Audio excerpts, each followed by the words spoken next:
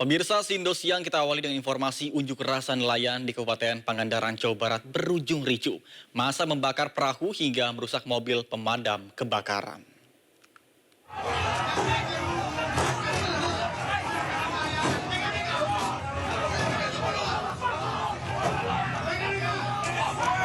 Kericuan mewarnai aksi unjuk rasa nelayan di alun-alun Parigi, Kabupaten Pangandaran. Massa membakar perahu dan merusak mobil pemadam kebakaran, sementara petugas damkar harus menyelamatkan diri dari amukan massa. Massa juga merobohkan pagar kantor bupati setelah pendemo tidak berhasil bertemu dengan Bupati Pangandaran. Massa yang mengatasnamakan Forum Benih Baby Lobster mendesak agar Pemda segera mengeluarkan surat keterangan asal bening lobster. Mereka menyesalkan karena daerah lain sudah mengeluarkan SKAB. Sekda Kabupaten Pangandaran akhirnya menemui massa.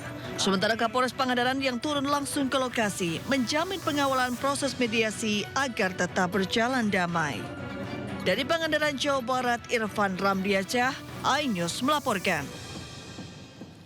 Pemirsa, meski sudah memperoleh fatwa haram dari MUI dan mendapatkan banyak penolakan dari masyarakat, keberadaan sound horeg atau truk audio berdaya besar tetap menjadi pilihan atau sebagai perayaan peserta karnaval.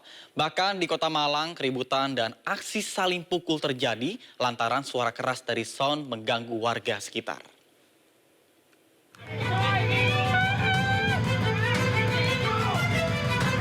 Kericuan dan aksi saling pukul antara warga dengan peserta karnaval terjadi saat perayaan bersih desa Kelurahan Mukiorejo, Sukun, Kota Malang.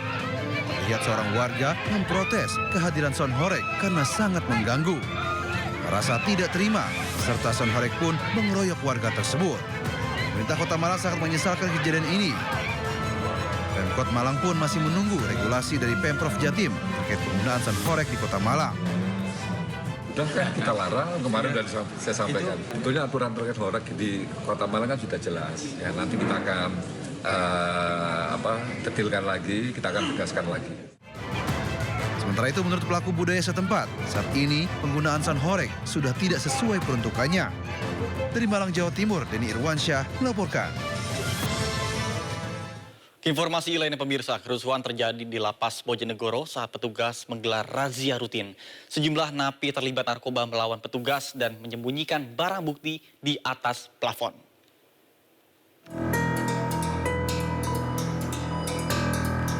Membawa senjata lengkap, puluhan personel gabungan dari Polres dan Brimob Jawa Timur berjaga di pintu masuk Lapas Bojonegoro. Penjagaan ini dilakukan setelah terjadi kericuhan di dalam lapas saat petugas lapas melakukan razia narkotika. Dalam razia rutin itu, petugas menemukan narkotika jenis sabu dan pil Inex yang disembunyikan di plafon blok hunian.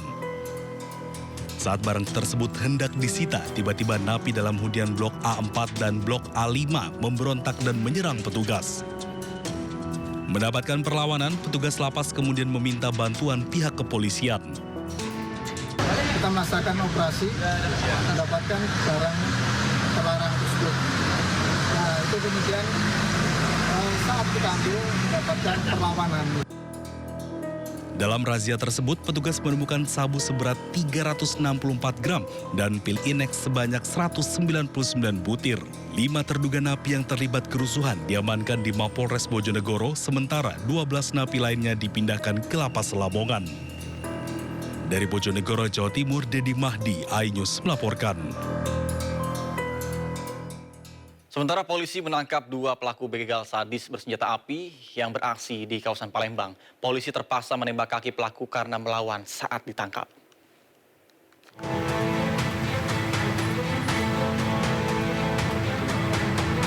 Dua pelaku begal motor ini hanya bisa meringis kesakitan saat digiring ke Polda Sumatera Selatan. Polisi menembak kaki keduanya karena melawan saat ditangkap. Bersama satu rekan yang masih DPO, keduanya merupakan pelaku begal motor yang beraksi sambil membawa senjata api rakitan pada 13 Juli lalu. Pelaku mengadang korban di Jalan Bypass Kelurahan Talang Kepala, Alang-Alang Lebar, Palembang, dan menuduh korban membawa senjata tajam. Untuk mengancam korban, pelaku sempat lepaskan tembakan dari pistol rakitan miliknya hingga korban pasrah, motornya dirampas. Dari penangkapan pelaku, polisi amankan pistol rakitan jenis revolver beserta amunisinya. Polisi juga amankan sepeda motor pelaku. Di Reskrimum Polda Sumsel menambahkan pengungkapan kasus ini merupakan atensi dari pihak Polda menindak kejahatan yang kerap meresahkan masyarakat. Para pelaku terancam pasal pencurian dengan kekerasan dengan ancaman hukuman 7 tahun penjara. Dari Palembang, Sumatera Selatan, Firdaus, iNews melaporkan. Lantaran tidak sabar saat proses rujukan, seorang anggota DPRD menganiaya pegawai Rumah Sakit Umum Kota Tanjung Balai, Sumatera Utara. Dan aksi penganiayaan terekam CCTV hingga viral. Seorang anggota DPRD Tanjung Balai, Junaidi, terekam CCTV saat mendatangi Ricky Oskandar, kepala rujukan RSU Kota Tanjung Balai.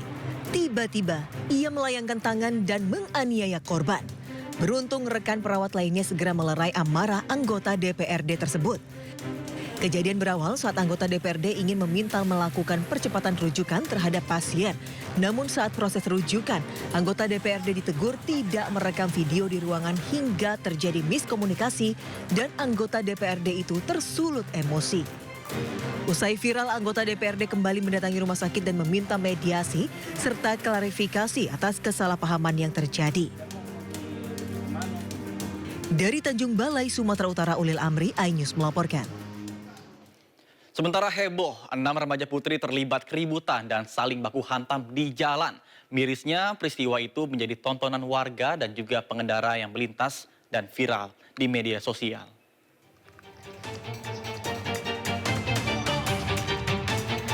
Viral video aksi duel antar remaja putri di Jalan Senopati, Kecamatan Ilir Barat 1, Palembang. Total ada 6 remaja putri yang terlibat baku hantam hingga bergelut di aspal jalan. Mirisnya, aksi tak terpuji tersebut tak langsung dihentikan oleh warga yang menyaksikan, melainkan mengabadikannya lewat ponsel. Warga merasa resah karena sebelum insiden terjadi, wilayah tersebut kerap dijadikan tempat nongkrong para remaja sepulang sekolah.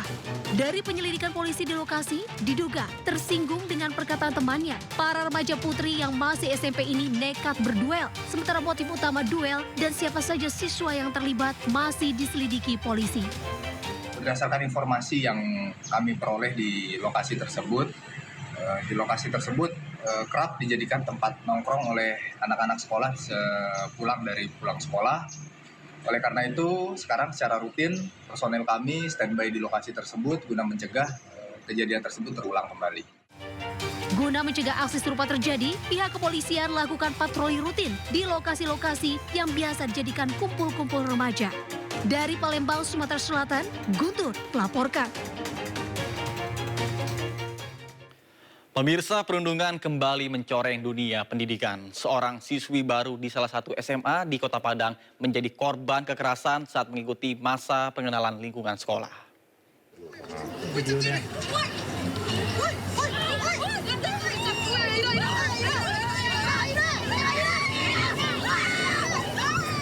Inilah detik-detik aksi perundungan yang direkam seorang pelajar SMA di Kota Padang. Dalam video yang viral tersebut, tampak seorang siswi baru dipukuli oleh teman sebayanya. Ironisnya, aksi tersebut yang disaksikan oleh sejumlah siswa lain, namun tidak mencegahnya. Peristiwa tersebut terjadi di lingkungan sekolah saat pelaksanaan MPLS. Akibatnya, korban mengalami trauma hingga tidak berani datang lagi ke sekolah. Mengetahui kejadian tersebut, orang tua korban langsung mendatangi pihak sekolah dan menuntut perlindungan serta pertanggungjawaban. Menyikapi peristiwa ini, pihak sekolah menggelar mediasi bersama kepolisian dan keluarga korban. Petugas PPA Polres Padang langsung melakukan pendataan serta pembinaan terhadap 6 siswi yang diduga sebagai pelaku perundungan. Kita panggil semua yang terlibat, termasuk pelakunya yang ada kaitannya dengan kasus ini, dan ditelusuri dan memang sudah diakui oleh pelaku. Memang berawal dari kalimat-kalimat yang tidak bagus ya, yang awalnya dianggap biasa-biasa saja, hal yang biasa tapi itu tidak biasa dalam lingkungan pendidikan. Pihak sekolah mengambil tindakan tegas dengan melakukan drop out kepada ke-6 yang diduga pelaku perundungan.